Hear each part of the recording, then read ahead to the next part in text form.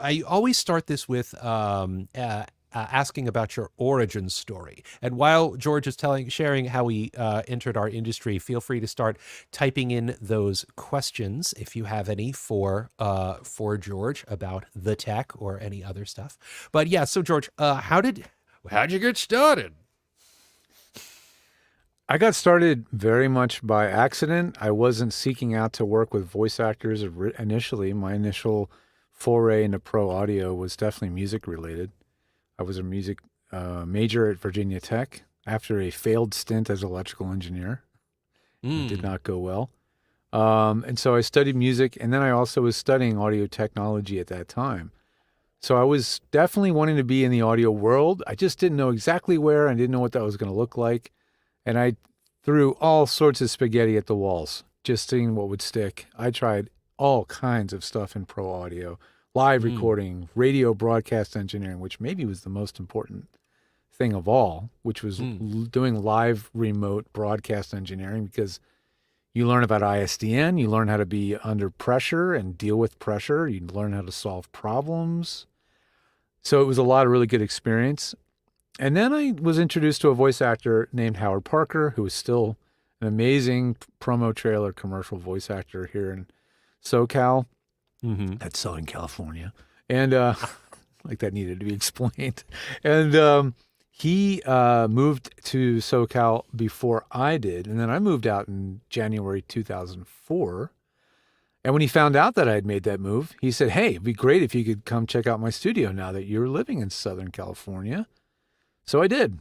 And when I helped him out with his studio and provided support to him, he told his manager about me. And that is really what kind of got the ball rolling. Because when he told his management, his manager told some of his clients who were also needing somebody like me. And that was Rick Wasserman, Rick Robles, and Melissa Disney. Those are Oh, the wow. three sort of musketeers. And if there's another one of you who are one of the top five, I forget if I'm sorry if I can't remember who was the other, but they're the three names that always come to mind, and all of Mm. them are still clients after all Hmm. these years. So I realized that there was a need for a tech person, a friendly, a friendly tech person who wasn't going to speak in jargon and overwhelm people with confusing terms, give them bad advice about using the wrong tools because that's what they use at their studio, so that's what the actor should be using, et cetera, et Mm. cetera. Mm-hmm. And I realized that there was a real need for this. And the one that cemented it for me, and I literally sold all my other stuff that I wasn't using. I got rid of all my recording gear. The one that was the catalyst was really Don LaFontaine. Once I Mm. started working with Don, I was like, I need to go all in on being the home voiceover studio tech guy. And that's really that was the real origin of it all, you know. So Howard was client zero. I call him client zero. Wow. And then just from that, I was just very lucky because my first 5, 6, 7 clients were all Like, professional already, or new or very much pro level voice actors already, well, you the know. thing is, So there was so little home recording then because we're yes, predating social we're media talking and we're predating 2004, pay to. 5, 6 era. Okay, Yeah, so I mean, social media was in its infancy, and absolutely. pay to plays. I mean, Voice 123 and Voices.com were also in their infancy. So Yep. the move to thousands, if not hundreds of thousands, of voice actors recording from home hadn't really happened yet. No, So, no, and exactly. working And the with Don social media LaFontaine, revolution my business grew yeah. almost exactly at the same time as LinkedIn and Facebook.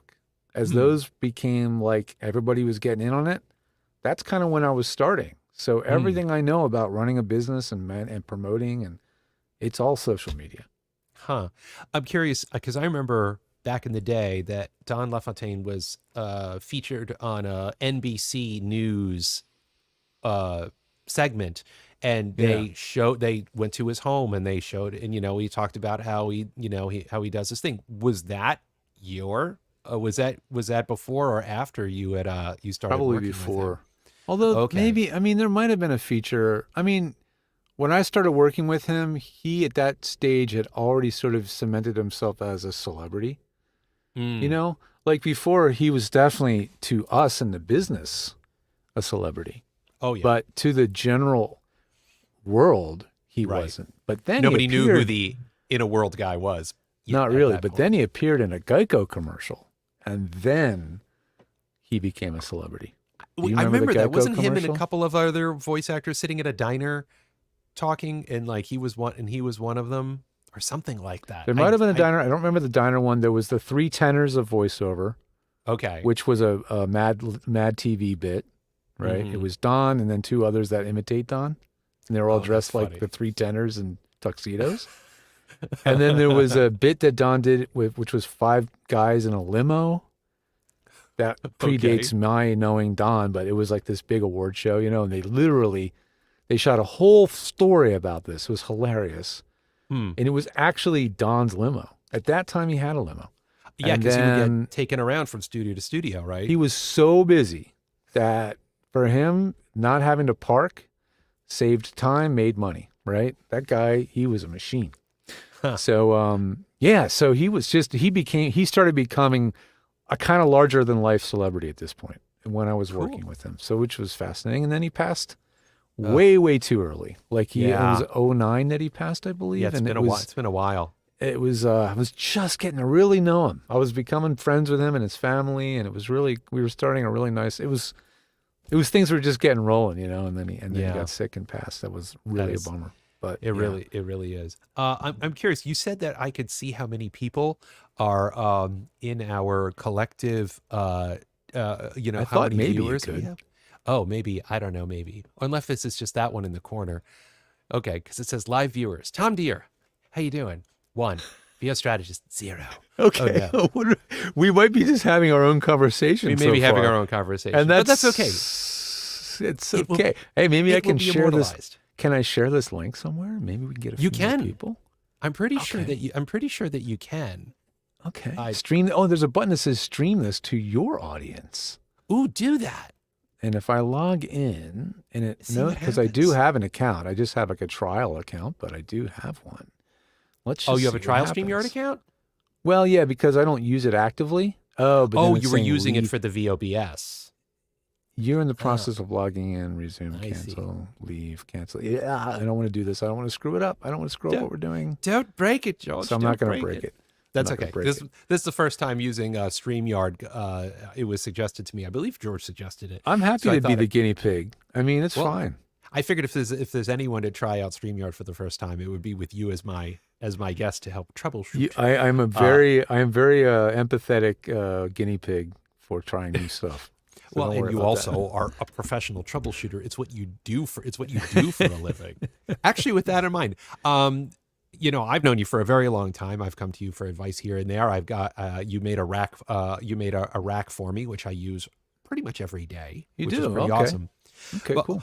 yeah, I totally use it. Like I was literally using it this morning for one of my European clients. So I did Okay. like three like internal videos. So I sent it to them raw.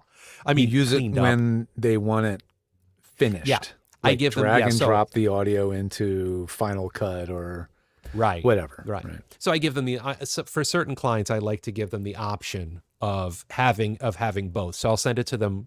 What I was I was going to say, do you ask them first, or do you just send it to them in both forms and then let them decide? I send it to them. I mean, there's also some clients I've just worked with forever. So Yeah, you have a relationship The with expectations have been managed for all of them in their own way. But once I remove Right. the burps, the boo boos, the big breaths, and the curses, that I'll call that raw. And then I'll save them and give them that. And then I'll slap the rack on it. And then I'll give them another, it says same file, but processed. So they have their choices. And some of them, because it's interesting, because sometimes I get the finished product, like I'll go on YouTube and look for an explainer video I did. I'll be like, ooh, they did no processing on this. They just took my raw audio. And I'm like, I mean, my clean audio is quite audio good. is fine, right? But once it's in a mix, It's a little different because then like the music's too loud, and then they go to testimonials and the levels are different, right? So it's a tricky thing, right? Because it's the old, you can lead a horse to water, you can't make him drink. You can send them the best audio, but if there's somebody on the other end who feels that they are better qualified than you to actually determine how you're supposed to sound, it turns out that they're not. sometimes. So actually, You know? I'm going to make a no. I'm going to make a note for myself, and I'm going to write add rack option to service Like your order form. guarantee. So Or like guarantee. every time, Ooh. yeah. So I have a service guarantee. Yeah. For those of you who want it, if you go to vostrategist.com and just under the search bar, use the word free, you'll find a whole bunch of free goodies. And one of them is a copy of this service guarantee. And what it is every time I book a gig with a new client, I send them this service guarantee and it will say, here is my retake policy. Please send me a pronunciation guide. Please use Oxford commas. I know that sounds ridiculous. Here is the AI writer. Or at least verbiage to say, hey, just making sure you agree that this will only be used for this project and no others without my permission, But also I say, default is 48,024-bit mono wave file unless you want something else. But what I'm thinking I'm going to do now is I'm going to say, hey, I can deliver it to you raw. And I literally say I remove the burps, boo-boos, curths, big breaths and burps, the 3 B's and the C. BBBC, burps, boo-boos, big breaths. That's four B's and a C. 4 B's, actually. Four burps, boo-boos. No, wait. That's 5. Burps, boo-boos. You're big right. burps. So it's the 5 B's and a C. The BBBBC. That's great, though. BBBBC. Yeah. So I always say that's what I consider cleaned up audio, but some people call that raw audio because it's unprocessed. So that's one thing. If I've learned uncut, anything, there's raw, and then there's processed. Sometimes, well, in the pro audio world, we would call the processed file probably wet, but your client may not. That may not land with the client. Yeah, jargon is a tricky thing. As soon as we all assume everybody's on the same page about jargon is when we find out we're not. So just defining those terms is always very important. And when people interview, I'll be in a conversation and I'll hear one other person in the group dropping jargon. And I love to and let me just clarify what that means to the audience, because education is a huge part of what it is that I do. The tech is very important to me and I love it, but educating is really the key, right? And that's the part that's where the rubber meets the road when you're trying to communicate all this stuff, right? So you tell the customer, I'm going to send you the BBBBC. The BBBBC. But now I'm going to add in, and I can also, I can send it to you. Well, now I'm going to use your terminology. I can send it uncut, which means I press the red button, press the red button, and they get it warts and all. I can send it raw, the BBBBC, or I can send it to them processed wet, or or all three if they want, because like you said, some clients just want it completely 100% process finished, so they can just drop it into Final Cut Pro or Adobe Premiere or whatever. Well, it sounds like the tricky thing is some clients think that what they want because they heard somebody else tell them that they should be asking for the raw file. Right. So then they put the raw file in and they think they know how to do the audio mix, but they don't. No. And then no matter what, you still end up with a lousy mix, right? Right. Which is so frustrating as the actor. Like, oh, crap, that sounds terrible. This is why I send this service guarantee, because every effective voice actor, just like every effective audio engineer, needs to have clear, open lines of communication to manage expectations, so there are no surprises except, wow, they came out better than I thought. That's what you want. And even then, I don't know if I want that. I don't even know if I want that. I want them to know I'm going to be awesome, and then I'm awesome, or you're going to be awesome, and you are awesome. So I'm actually going to I'm going to make. So if processed is wet, is raw dry? Yeah, dry, raw or dry, because raw/dry. The more terms that I could put into this, the more I can educate the client. You know what I mean? That's the big thing of what I do as a coach, is I'm explaining terms like, like, what's your CRM? They'll be like, what's a CRM? I'll be like, aha. What's your noise floor? What's a noise floor? Aha. Because I need to know what they know that they don't know. That's right. That's right. It's a tricky thing. You are many times, as the voice actor, going to be far more experienced with what is exactly happening here, like the understanding of the production. You may be far more educated than the customer, the end user you're working with, right? So don't assume don't assume and have, like, exactly as Tom said, educate them. But don't be like demeaning, or don't be like, Well, you should know. Yeah, I mean, you should know. No, never. No. Just be like, yeah, this is the way we do things, in case you didn't know. I mean, if they are a studio that's working for the client, if it's a national commercial or an animation, probably they're going to understand what it is they're doing. But I would like to think a so. lot of voiceover work you do is not with studios, right? It's with Right. what I would call the end user. Mm-hmm. Like, I call you're them end submitting client. files, or the end client. Yeah. Yeah, you're submitting the file. I like to say you're sending the file to the local auto dealer, whatever, or whatever the business is, and they're just Right. taking those files and go, now what do we do with it, Right. Exactly. So, and that's also another important part of the communication process is, am I working with the client, which is the recording studio or production company that is making content on behalf of the end client? Right. Or am I going straight to the end client who is going to take that 15-second auto spot and just giving it to the radio station for them Right. to put on the air? You Right. know what I mean? Right. Exactly. So all questions- important things to know. Yes. Important distinctions. Questions are important. I'm curious. I know you get a ton of questions. You are making regular appearances on podcasts and being interviewed and attending voiceover conferences, both live and virtual. What is the question that, and I don't want this to turn into a complaint. More of an observation is that what have you noticed is the most common question that's asked of you in all of your appearances over the years? I mean, I don't even know if this is actually true, but it's the one that we always joke about as being the most asked question, I would say, which Well, is can I guess? which Microphone? yeah, which Yes. microphone should I get for voiceover? Right. That is definitely because in the mind and the eyes and ears, I guess, of the fledgling voice actor, is that is the thing. Like, the thing is the microphone. Like, it's literally the key to opening a whole world of a career is the microphone. So Yes. there's a huge amount of misplaced weight on the decision, right? So that is to say that there are a lot of bad options, and because simply because there are more microphones available now, there are more bad options now than ever.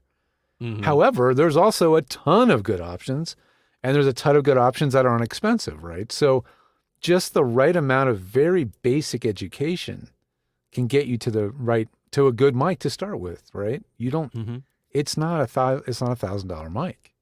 So I think that's a big one, and I joke about it being asked too often, but it still needs to be asked because I just worked with a client who had 4 different mics, none of which were good options, right? Oh. They were either really cheap, just some brand X thing from Amazon, or it was a broadcast or podcast mic. And I said, I noticed you have a lot of podcast stuff. She said, yeah, I was trying to get into podcasting in 2019, and I still have all this stuff. I said, oh, okay, well, let's just not assume it's all crappy. Let's actually do some tests. So I sent her a bunch of videos about mic technique, choosing a mic, basics of recording. And then I said, let's just use 2 of the mics you've got. These 2 sound like the best possible candidates. Record those 2 mics, send those 2 files to me, and then let's make a determination. If neither of them sound where they need to sound, I'm going to tell you. But if one of them sounds very good, just needs a little tweaking, then we can go ahead and let's move on to the next. So, I really try hard not to pass judgment, but there are definitely mics out there that are just recommended incorrectly, that are highly specific to podcast or broadcast, and not as good choices for voiceover. Right. Because I get that I'm asked that question regularly as the VO strategist when I'm working, with in my mentorship program, and I make podcast appearances too, and questions come up, and people ask that. And we're doing a podcast right now, right? Is this I'd say considered a quotes podcast? because what's a podcast anymore? A podcast is essentially when you record content of you and oftentimes somebody else, and then you put that online. That is essentially now what a podcast is, right? I guess it is. People will look at this and go, well, wait a minute. Aren't they doing a podcast? Why aren't they using podcast microphones? Well, Well, I there's a mean, reason well, for that. answer that question. Well, for Why one are we thing, using? Why am I using my Sennheiser right. 416 right Why is now? Tom using? Because Tom's using the best mic for his voice, and it's the best mic that you probably have, right? Yeah. So you're using the mic that you use in your voiceover. And if you have a good space to record voiceover and a good microphone to do it, use it to do a podcast. It's fine, really. Nothing wrong Right. with it. Right. Same I'm thing for also. me. Yeah, go ahead. I was just saying, I'm also lazy. Like I don't want to mess with my and I don't want to mess with my signal chain. So what You I'm have a taught, the setup signal that chain. works, right? Yes, and all my auditions, all my recording sessions, I use with this microphone going out of this USB cable, going into Yep. that Mo2 M2, which goes into Yep. my desktop computer, and it's a very simple, it's very clean, and it works. reliable. I do not, and it very very reliable. I mean, Reliable. I've had this microphone since 2016, and Yeah. I don't plan on changing it anytime soon. Yeah. And know, and then so- when you look at what mics I'm using, don't go by what mics I'm using for a couple of reasons. One, I'm just going to use whatever I want to because I know what I'm doing. Two, I get mics sent to me. I get mics for free. It's true. So you This can is review one of them? Yes. Well, not just review them, but my show, The Pro Audio Suite, which I'm going to be taping immediately following our conversation, is supported by this company that makes this mic, which is Austrian Audio. Oh, So I get some really cool mics and stuff sent to me for free. So, how many do you own? if you include like some of the funny little USB mics and the kind of the random mics I have, I don't know, it's between 10 and 20 probably. Oh, I thought I you had- had much more. I had way more. I had at least 30 or 40 mics back in my recording days, in my music recording days. Yeah, I had. Well, that's different. I got rid of a lot. But no, I don't have like a crazy mic collection. As much as you think I'd be really into the gear, Mhm. I'm not really into the gear. Like I really want to make sure what I'm using. For me, it doesn't matter. It's just if I'm going to use this mic, I want to use this mic because I know it works well for the situation. Right. And I'm sort of testing it I'm taking one for the team. Meaning like whatever I'm using, I want to really know that if I go recommend and I do not recommend $1,000 mics to voice actors very often. It is less than once a week, right? So if I'm going to recommend something at this price point, which is about $1,200 US, it's called the OC 818, by the way. Okay. If I'm going to recommend this this is the mic, 416. yeah, it's in the same ballpark. I feel like this is the Neumann U87 killer from their company, right? And it's a third the price. If I'm going to recommend a mic like this, I want to make sure it is the right mic for that person. When they're going So to, you need to test this is drive it not for a going to be, while. yeah, this is not going to be someone's first mic, right? So, but then I have a lot of other mics that are way more affordable, like the AT2035. Super good, cheap starter mic. That sounds great. Like it doesn't have to be a starter mic. It could be your last mic, to be completely honest. But because it's an entry point price point, most people feel like eventually in their career they've earned it to buy a much more expensive microphone, right? So for that reasons, people are going to buy a Neumann or a Sennheiser or some of Right. these newer companies like the Austrian Audio Company, which, by the way, used to be AKG, right? Oh, So AKG got bought by, they were part of a bigger company. They got bought by was it Harman International, which also owned JBL. And then Harman International got bought by Samsung. Yes, Samsung. So when Samsung bought that giant conglomerate, they're like, oh, well, studio mics, we don't need studio mics. We're Samsung. So they kind of like just killed that division. So you can still buy AKG mics, but they're not going to develop anything new. Now you've got the engineers from that company that were like, well, wait a minute, dude, we still want to make mics. So these were all seasoned veteran engineers, mic designers, tech guys. They actually were able to buy many of the things that were being used to make the old mics to build new mics.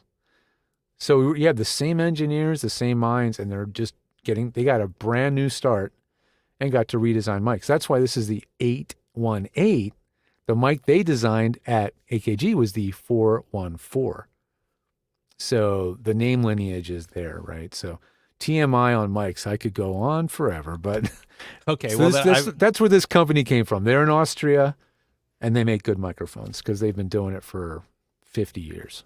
okay. Well, so I asked you what you think is what the question that you're asked, the most common question. What's the question that you wish people would ask you that is asked very little? It's the yin and the yang of voiceover studios, right? So you have a microphone.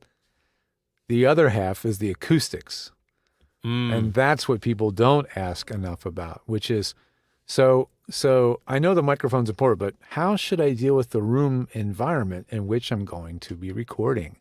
And that needs to be asked way, way more often. Although I think thanks to the amount of effort me and my buddy Dan Lenard on our VOBS show, and because we've done so much outreach content, and many others now, right? There are many, many more points of educators.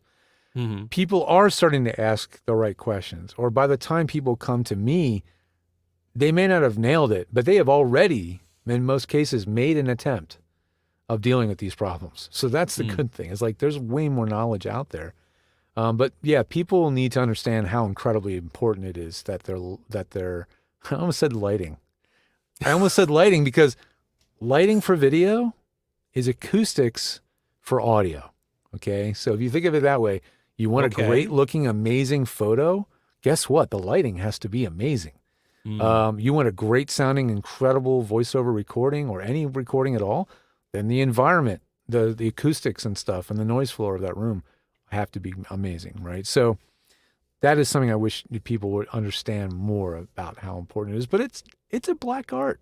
It's kind of a black art dealing with acoustics. It's not kind of a black art. It is a black art because I have several books that I can see on my bookshelf. By the way, I only have about 50 books to my name. I am not a big reader. That's your whole library. I think so. Yeah. Okay. Saying it out loud is kind of embarrassing. I don't have a lot of books, but I do have several acoustics books, and I have thumbed through them. Like they are way too mathematic heavy. Like the physics of audio is extremely complex, right? But not a soul, not a book, not a single book I've read, which is why I'm going to have to write a book this year, I guess. Okay. Not a single book addresses how do you make a small closet or a booth like I'm in right now sound good. Right. It's just not something it's just not something anybody has done white papers on. I did actually do a presentation at NAB in 2016 on this subject, in which I had to submit a white paper and speak on this stuff. So I'm like, well, geez, we're going on 8 years later. Maybe I should do something more official. But it's true. It's just not something well understood. So you would sell a lot of copies to the voiceover industry if you wrote that. It's something I'm going to be working on with a little help of some little computer helpy tools. Computer helpy tools. Is that what we're calling it now? You know, the A's and the I's and the all those guys. Oh, the Arthurs and the I will definitely be Ichabods. getting some help to put that together because frankly, one of the key reasons I haven't done a book is it feels daunting, the task, the time to do it, and then the concern that you do invest the time into this hard copied book that contains a tremendous amount of content that is not necessarily evergreen. Yes. And so you're like, okay, I got the book out there. It's nice to get speaking engagements, and now I can parade around my book, and I can be said I'm an author, and I would love all that.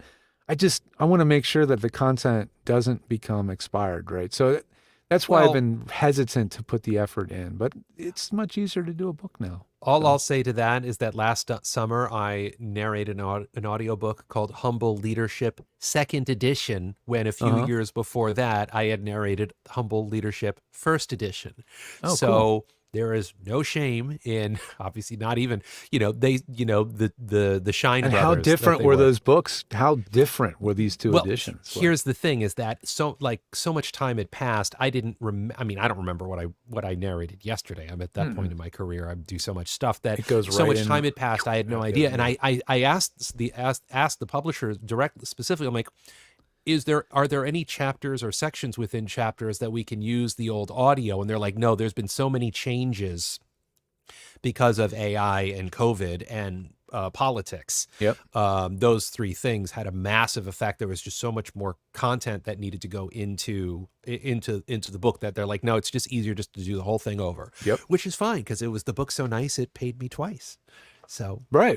It's true. So I'll It's take true. it. So maybe not you be know so what? concerned about it, I guess. So what you're yeah, saying. so you keep an eye on your book once it releases, and then maybe you need to do an addendum, or maybe add a bonus chapter down the road, or there'll come a point when there's so much has changed in so many parts of it, you just write it again. Second edition. I mean, think about textbooks. How many versions of textbooks are there out there? Your science and math, your math books, those things get updated Science, constantly. especially science, right? Science is Especially always because new discoveries in this or in that. Mhm. So don't let that get in your way, George. You can. Well, I just you can think about all totally the do it. cool things you can do these days. Thanks in part to the pandemic. Everybody seems to know how to use a QR code. Do you remember when Yes. QR codes 5, 7, 10 years ago came out, right? And we were putting them on T-shirts and put them on our business card. But at that time, you're like, wait, what do I do with this? And they had to Right. like download a weird little app, and install that, right? Now every Right. phone natively opens QR codes. So that would be a fun thing to do, would be put little QR codes anywhere that you are like talking about something that is tech. Like in the book, I talk about the Apollo Twin X, it's the cutting edge that in 10 years is ancient technology, but Right. there's a QR code in there and you scan that and it takes you to, a page, a virtual page or a website or Well, I don't know, whatever it is with like all the new stuff, Your book can be synergistic with a living website that you update Yeah. quarterly or something like that with That's the what way did replace that microphone? It just got replaced with this. So that means your content is still relevant. So it's actually be more of a workbook than a textbook. That's probably a better way to about it. think about it, actually. Yeah. As a There you workbook. go. Yeah. We are Well, hey. brainstorming live. We are working it out. There's actually a podcast I listened to that a comedian does called Working It Out, Yeah. where they literally have comedians on and then they literally work on their writing. Like they work it out. Oh, They're like, they let's develop work jokes? on that. Yeah, they develop it like on the show. Yeah. Oh, that's got to be That's what fascinating. makes me think of that. Yeah, it made me think The of that. We're process working of it it. out. Well, Very thanks for that. But yeah, it's inevitable that something will come out in that regard and that people will be able to consume that. And so, yeah, I want more people to know about this stuff. It's a weird thing. I feel like what I do is very much is advocacy for the actor. Even though I don't have I don't have a union, for example, right? There is no union that I can join, right? There's no audio engineer union? Well, there's organizations, right? But Freelancers IATSE, union, sure. like IATSE Yeah. 695 local, in SoCal, Mm-hmm. I could have joined at one time, but that is for production sound mixers, right? So Right. there isn't like an engineers tech person, union, right? Not that there couldn't be, but it would take a tremendous amount of effort for a group of people to create that. So really, it's really me kind of just figuring all this out. I don't have a union, so it's I don't know. It's at times it feels a little bit lonely, but you also feel like you just are doing a tremendous amount of figuring it out as you go along. And I don't know where I was going with that. I don't have a way to settle that conversation there, but it's That's just okay. we're figuring out as we go along. I think is what it really is. Well, that's the whole voiceover industry is, since you can't really major in voiceover and you just, go online and, usually you do whatever the loudest jerk in the Facebook group says about forming an LLC or which microphone you should buy or, who you should get coached up with, who you should coach with. So which is a challenge for so many people. Sure. I got another. I have another question because like I said, in case we have a low turnout, because these podcast appearances, which I'm now going to call it. I'm now going to call it the podcast. I had a question about plugins. Yeah. Now, I'll preface this with, I do not use a single plugin of any kind.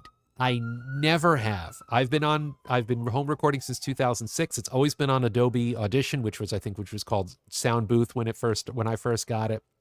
Yeah, it was Sound Booth for a little while. Yep. Mm-hmm. Right. I don't have any live processing. None. Mm-hmm. I just record, and I only got the rack from you, a year ago? Maybe a year and a half tops. Yeah. So all I've ever really done is do the BBBBBC and maybe normalize it and maybe hard limit it. And I don't even hard limit anymore. So that's pretty much all that I do. So does that make me an ignorant Luddite of a voice actor? Or I'll put it to you this way.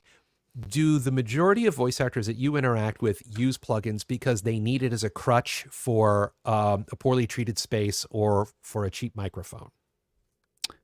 That's a really good question, actually. There's a couple of different kinds or styles of processing that I'm going to be doing, right?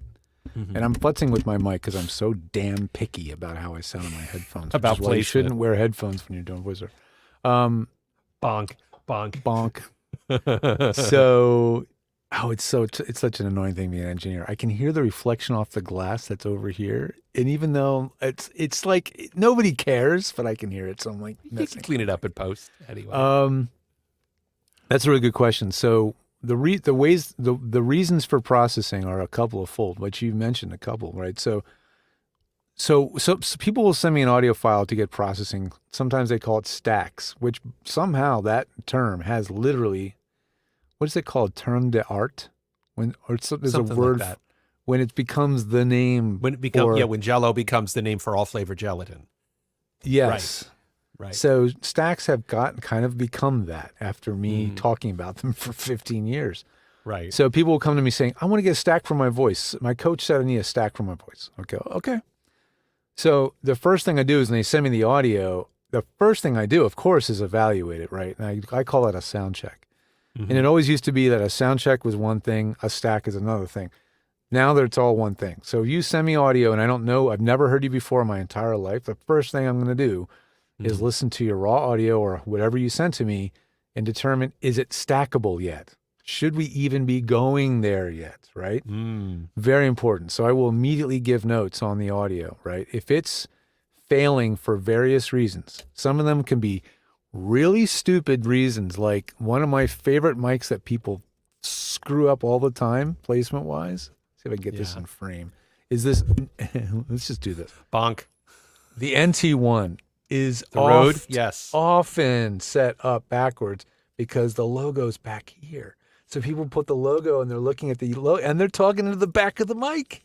Oh no. That happens so often. So if I hear your mic is facing the wrong way or you're talking into the end of your side address microphone, whatever it is, or you're recording with the mic on your computer because you just didn't notice, I'm going to tell you. So we're going to get that out of the way. And I know within 3 seconds what's going on there, right? Right. Then it's like, okay, I hear a little bit of boothiness. Oh, there's a little bit of a resonance. The little things that color the sound, the things that I'm hearing in my little booth, that I've tuned within an inch of its life, that I still hear little things. Right. Then I'm going to hear those things, right? And I'm also going to notice like sibilance. Okay, there's some sibilance. Okay, we all have sibilance. Not the end of the freaking world. Everybody's going to have some. Some have very little, some have a lot. Then maybe I'll start noticing mouth noise, right? So I'm hearing all these different little things in the audio, right? Then I'll notice like, how much experience do they have as a voice actor? I believe it or not, I can tell immediately your experience level by one key. Well, those things all being part of it, but do you start every sentence loud and then get quieter as the sentence goes on? I can also tell if you're new because that's also a common issue, right? So many of these things have fixes in post, right? When levels vary from loud to soft, we use a compressor. So I can kind of correct for that. When somebody is overly sibilant, I might use an equalizer or I might use a de-esser, right? And I will try to correct for that. If someone's booth has a little bit of a ringiness to it, there's certain frequencies that just sort of pop out and I notice them, I might tune that with a little bit of EQ as well, right? All these things can have a degree of fixes, but there's a certain point where the issues are too severe where my fixes won't go where they need to go. And I realized they really needed to nip this in the bud. So I will kick back the audio and say, listen, what I really recommend is that you 5 or 6 different things, do this, try this, do this.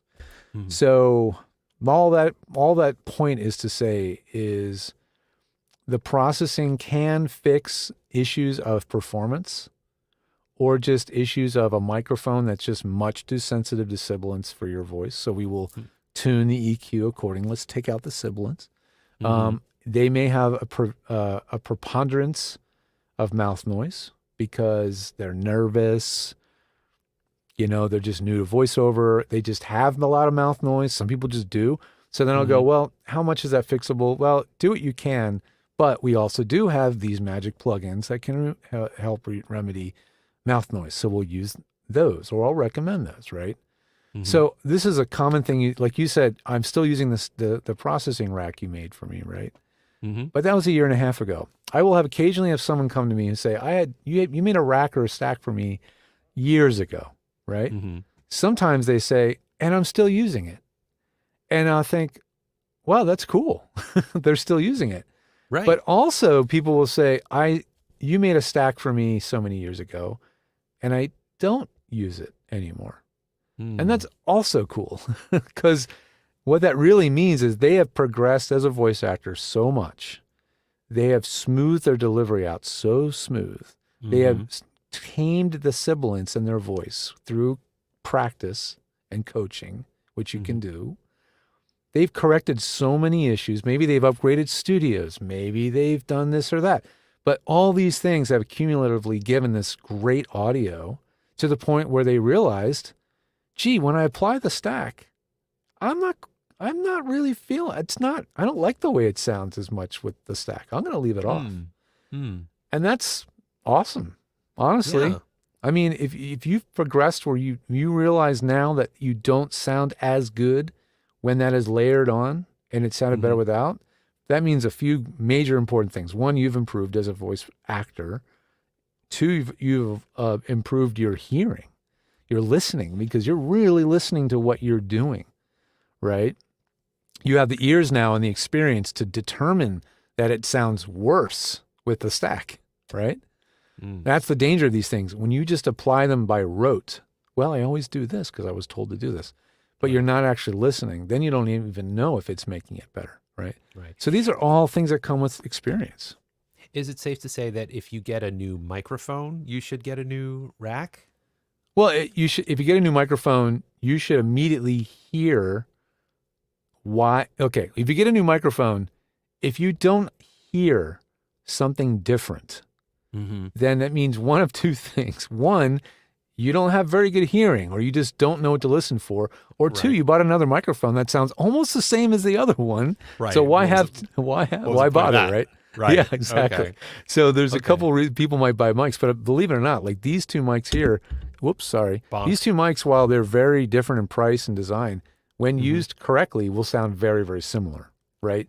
So you can get a lot of mics at different price points that all sound almost the same. And you will then go, well, now what?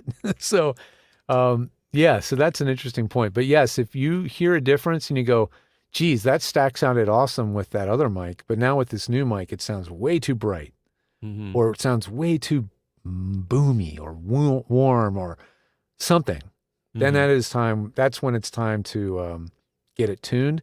And if you just don't know, again, that's where a sound check comes in, right? So when you get a sound check, you're sending the audio to me dry. And for many of you, you're also sending it to me wet. So I want to hear both. Like if you do a stack or a rack to your audio, or a macro or effects chain or whatever, I want to hear both.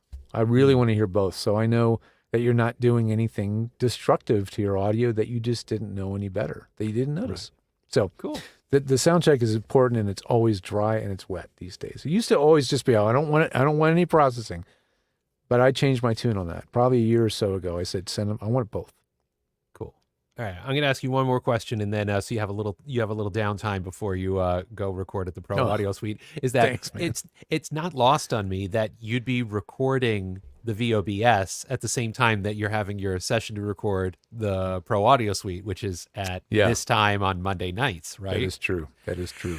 So I mean, I'm curious. Did you do that? Did you swap that in? So because it's like, well, it's 5:00 on Monday night. I should be here doing this because you've just done it for so many years with Dan. Well, yeah, I guess there's a few reasons for that. I mean, one, that time was carved out, right? It's just carved out of my time and day. It's a routine. I've been doing that show live with Dan. We did do it every single Monday. We did it every single Sunday. Then we switched to a Monday, and then we did every Monday. And then about 5 years ago, we switched to an every other Monday where we would shoot 2 episodes in one sitting. And then around that time, not long after, is when I started the new show, Pro Audio Suite, which is 5-6 years old. It's not new anymore. I was a guest on. I've been a guest on that, and I was a guest on the VOBS twice. So yes, I was very honored right? to make appearances. Yeah, so then it made sense for me to do Pro Audio Suite one week, VOBS another week. They would occasionally collide. It was inevitable. So we'd have to mess around. But that's how that kind of happened, right? So now I do my taping for the Pro Audio Suite on Mondays, and the other gents who are in the show, there's 4 of us, so it's 4 people to coordinate, plus a guest if we have one. It's a lot.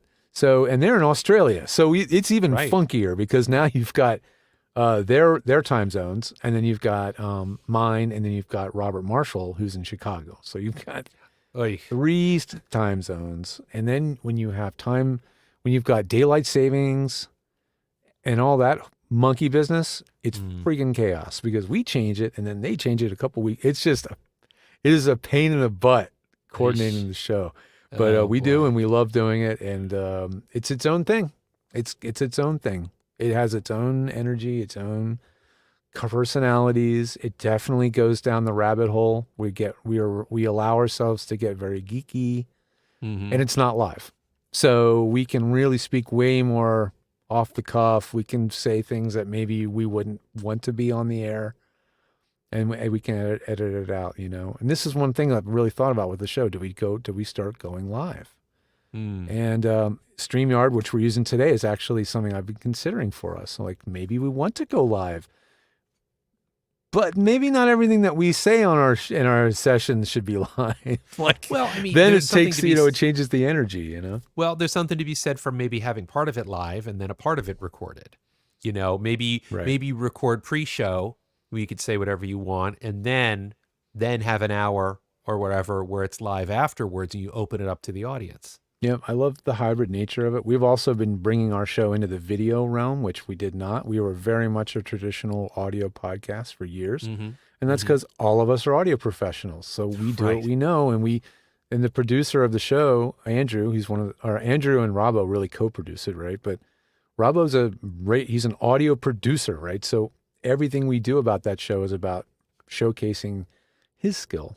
So in the last 3-4 months, we've been dragging ourselves, kicking and screaming, some of us more than others, into video. I won't say who, but one member of our show really hates having to be on video. But it's a thing. Yeah. That's fair, but YouTube is the second most powerful search engine in the world. And the most powerful is Google, and Google owns YouTube. So the power of video when it comes to marketing and SEO and all that stuff, it's unparalleled. So it's a natural progression, whether you like it or not. Yeah, I mean, these guys put huge effort into that show. The podcast productions we've been doing over the years sound amazing.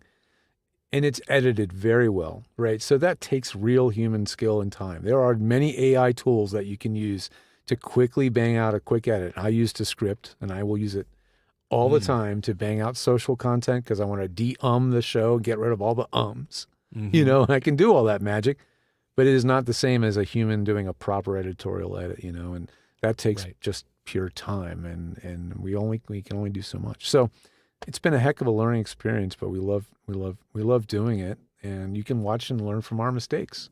Yeah. Okay. So let's wrap up with tell everybody a little bit about George the Tech and where everybody can find you for your services. Yes, George the Tech, and I love to say it. There was an old ad in Philly for a diamond, like a jewelry shop called Robin's 8th and Walnut, and they would always say, "Our name is our address," and they'd have a whole jingle, "Robin's 8th and Walnut," blah blah blah blah blah. So anyway, GeorgeThe.tech is the website. Our name is our address. So if you go to GeorgeThe.tech, and you have a landing page, Tom? I do. I have a VO Strategist affiliation page through. Do you remember what the slash denotation is? The initials. The only way I think I'll know it is if I go to Google and I start to type it. And yes, it's George. It's GeorgeThe.tech/VOS. There you go. If you go to GeorgeThe.tech/VOS, that is Tom's landing page. And I make landing pages for our shows and coaches and things that we do shows with, which means that our host gets a little commission and you get a discount.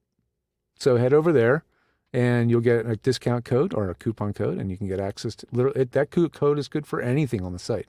There's a few things on the landing page that you can check out, but if you start browsing our webinars and videos and all that stuff, that coupon code should work everywhere. So go and dig around and see what we have. Sound checks are by far the best value thing we do. It is the most no-brainer thing you can possibly do. But check out all the content we have. We've got great material, and we bring in outside coaches to teach tech for things that I don't want to learn. Like, I don't want to learn how to use Reaper. I know how to use it, but I don't want to be at that level. I want to have others come in and teach certain things, right? So that's what we do. So yeah, come check it out. George has a great staff of audio engineers who, between all of them, are available almost 24/7 to handle all of your technical needs. Some of them, yeah. So it's awesome. There are a few who are more willing than others to be available at odd hours. We actually do have a hotline. We actually do have a phone number. If you call 424-226-8528 and you really have a technical thing that's going to make you lose a gig, call that hotline, press option 9, and you will literally get patched through with a human operator to a human tech. Could be Robert Marshall, it could be Tim Friedlander, it could be Dan Lenard even. You might get patched through, and they will take your call. So cool. I think we're the only ones in the business offering that. That's an amazing service. And Chris McGinnis. Our first comment of the whole hour, and that's an amazing service, which is exactly what I just said. But yes, thanks, Chris. Thank you, Chris. Yeah. And with that, we're going to end this podcast episode. George, thank you so much. I feel so much coming. more validated seeing. Chris's I know, right? comment. I feel so much better. He's like, hey. So very cool, George. Thank you so much, my friend. It was great to have you and sharing all of your wisdom and knowledge. And thank you, Chris, and all the other legions of people who attended this particular podcast episode. Thank you very much for attending. Please, based on whether you see this on Facebook or LinkedIn or YouTube, please like this video, subscribe to the platform in question. Feel free to go to vostrategist.com so you can book a free 15-minute consult with me so I can help you navigate the voiceover industry. Thanks again, George. Thanks for everybody for coming. Stay cool, stay safe, and happy voicing. Good night, everybody. Cool. That was